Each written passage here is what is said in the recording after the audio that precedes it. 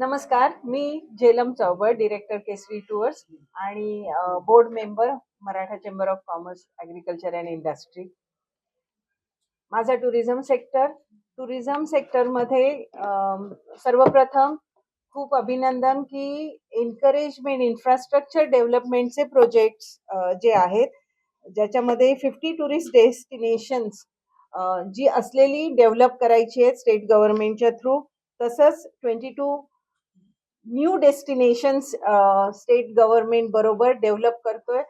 ते खूप एनकरेजिंग आहे, कारण त्याच्यामुळे इनबाउंड टुरिझम आणि देशांतर्गत टुरिझम मोठ्या प्रमाणात वाढेल. तसंच बुद्धिस्ट सर्किट आपण डेव्हलप करतोय आणि त्याच्यामुळे स्पिरिच्युअल टुरिझम लाही बढावा मिळणार आहे. काही एनकरेजिंग गोष्टी म्हणजे जे एअरपोर्टचं इन्फ्रास्ट्रक्चर डेव्हलप होते, जे नवीन एअरपोर्ट तयार होत आहेत, त्याच्यामुळे जवळजवळ 4 कोटी ॲडिशनल लोकांचं सोय होणार आहे.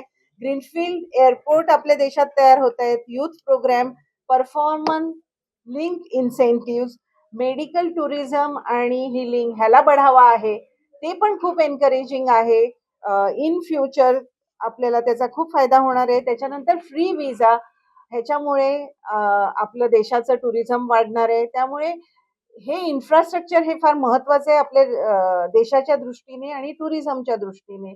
आणि इट इज व्हेरी थँकफुल की त्या गोष्टींना आपण बढावा देतोय आणि नक्कीच येत्या काळामध्ये भारताचं टुरिझम, इंटरनल टुरिझम वाढणार आहे. धन्यवाद.